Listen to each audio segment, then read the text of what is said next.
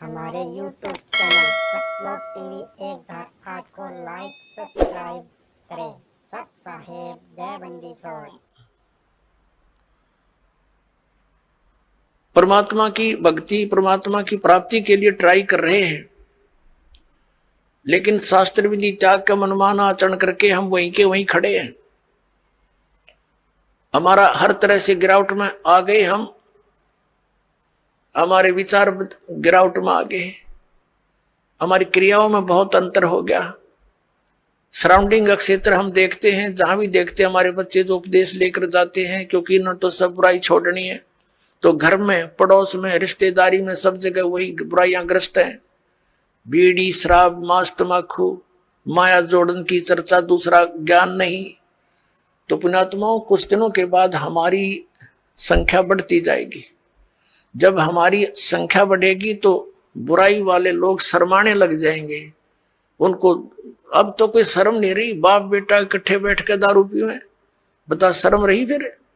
फिर छोटे छोटे बच्चे भी धिक्कारेंगे, कोई रिश्तेदार भी आ जाएगा, आप क्या पी रहे हो, ये कोई शराब पीने की चीज है? इसके कहते हैं मदरा पीवे कड़वा पानी, 70 जन्म कुत्ते के जानी।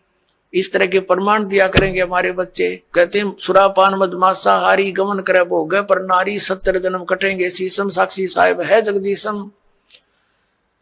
और परमात्मा कहते हैं 100 नारी जारी करे सुरापान 100 बार, एक जन्म हुक्का भर दे वो डूबे काली धार।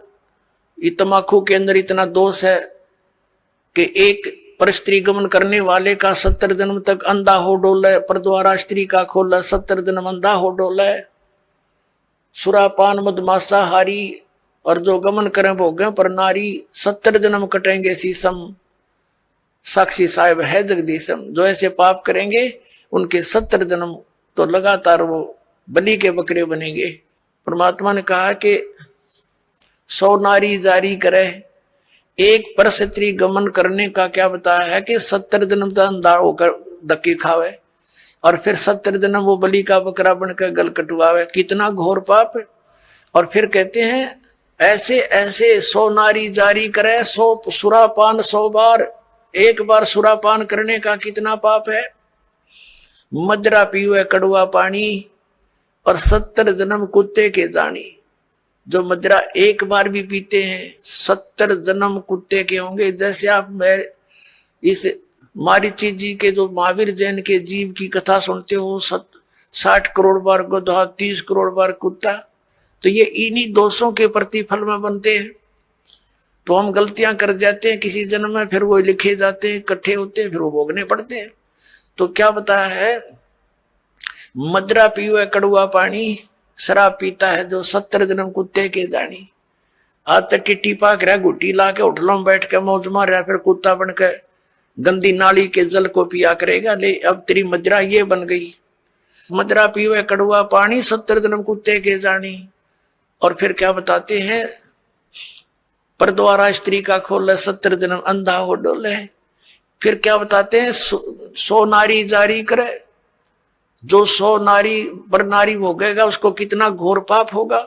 और सुरापान 100 बार, एक बार सुरापान यानी शराब पीने का कितना दोष है, अभी आपको बता दिया। ऐसा 100 बार कर ले और एक जन्म हुक्का भर दे, पीने वाले का तो गर्क बेड़ा है ही, एक हुक्का भर के देने वाले को इतना पाप लगेगा। क्योंकि कोई दोष में सहयोग देता है, कोई हत्या करने जाता है, उसकी मदद कर रहा है, उसको उठा के उसको हथियार दे रहा है कि ले कर ले काम, तो दोनों दोषी हैं वो।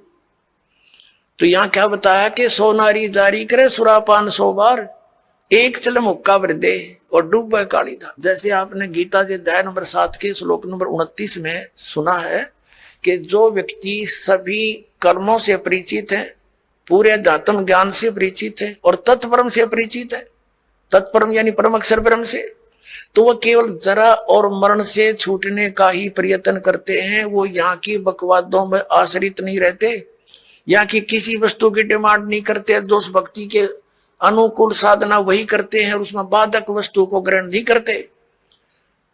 तो ये हमारे बच्चे इन पूरे अध्यात्म ज्ञान से और इस सभी पूरे कर्मों से परिचित हो जाएंगे, तो फिर वो आम व्यक्ति को जो भी उनके संपर्क में आवेगा उनके गुणों से परिचित कराएंगे कि ये मत करो आप, ये पाप लगता है। अब छोटे छोटे बच्चे भी, कोई रिश्तेदार आता है, वो बीड़ी माचिस के लिए बीड़ी वगैरह मंगवाता है, वो मना कर देते हैं। आपकी और सब सेवा कर देंगे पर ये नहीं करेंगे क्योंकि इसमें हमें दोष लगेगा, और आप हमारे घर पर भी इसको पीने की कृपा ना करना, हमारी हानि हो जाएगी।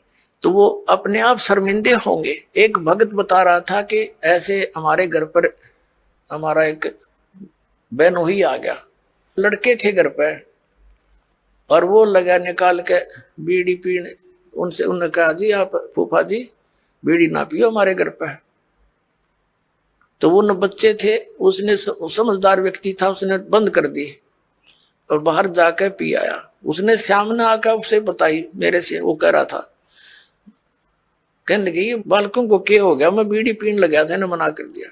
तो उन्होंने कहा ये हमने उपदेश ले रखा है ऐसे ऐसे, हम ना ये पीवर ना पीने दें, ना हम आपकी मदद करेंगे और आपकी सारी सेवा करेंगे हम, लेकिन ये अब हम नहीं आपको सहयोग भी नहीं देंगे।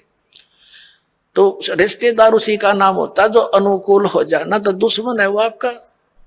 तो उन्होंने बोला जी कोई बात ना, अगर आपकी ये बात है तो मैं आज के बाद आपके घर में बीड़ी ना लाऊं और ना पीऊं। तो वो दूसरा भाई था, वो नाम नहीं ले रहा, वहां अपना जाकर जो उसने पीना खाना था कराया, बाकी आके सो गया, हमारे पास रोटी खा ली, कोई बात नहीं। फिर वो गया हुआ था किसी कारण से कहीं पर, वो ही कहीं दूसरी रिश्तेदारी में, वो कह रहे थे कि हम ऐसे ऐसे वहां जाएंगे, तो भी चलेगा कि? तो वो खुद कह रहा था हमारा बहनोई कि वहां जाओ तो भाई अपना बीड़ी माचिस बाहर धर दियो, यानी खुशी के, उसने कोई उलाहना नहीं दिया बल्कि उनको आगाह किया कि वहां लेके मत जाना, उड़ा नहीं बढ़न देंगे तुमने बीड़ी माचिस समेत।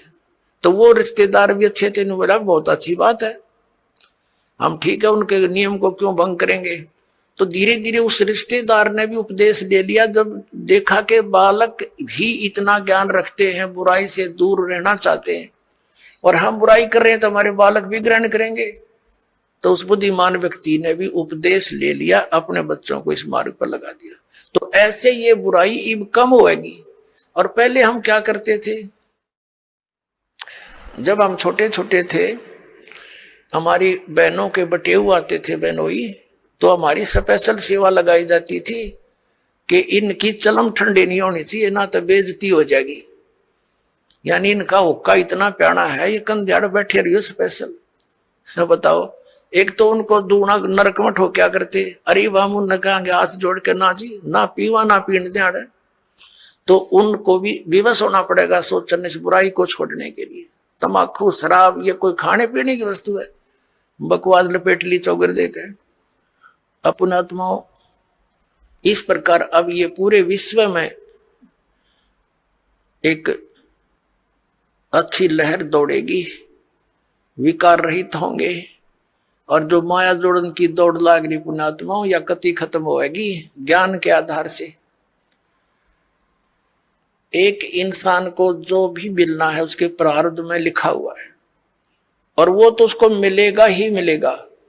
और अब जो आप इस साधना को करोगे, जो दास आपको बताएगा, आपके भाग में ना होगा और आपको आवश्यकता होगी, वो फिर भगवान अवश्य अपने कोटि तो देगा आपको, ये सत्कर मानना। फिर आप किस लिए चोरी करोगे, मिलावट करोगे, और फिर पता चल जाएगा चोरी रिश्वत करने से तो विष खाना है। अपने घर पर रिश्वत लेकर मिलावट करके 2 नंबर का काम करके बच्चों को खिलाना, ये समझ लो उनको विष देने की जरूरत नहीं पड़ेगी आपने लास्ट में, ऐसी स्थिति हो जाएगी आपके परिवार की। हम क्यों फिर विष खाएं जब ज्ञान हो जाएगा ये विष है। तो अभी तक हमें कोई ये बाधा करने वाला था ही नहीं कि तुम जो कर रहे गलत कर रहे हो, और कोई स्वयं भी उस पर रुकने वाला नहीं था, कह देता था तो खुद करता था। जैसे हमारे दादे परदादे पिताजी स्वयं हुक्का पीते थे और बच्चे साथ खड़े हो जाते, हुक्का का मुंह लगा देते, कहते थे मारूंगा तेरे, हट जा, बहुत बुरी चीज है इसको ना पीना, और खुद पीने लग रहे।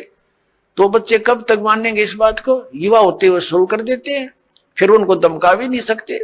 तो ऐसे ही अभी तक जितने भी ये पंथ संत थे, ये बुराइयां नहीं छुटवा सके, क्योंकि इनके पास वो वचन शक्ति नहीं थी।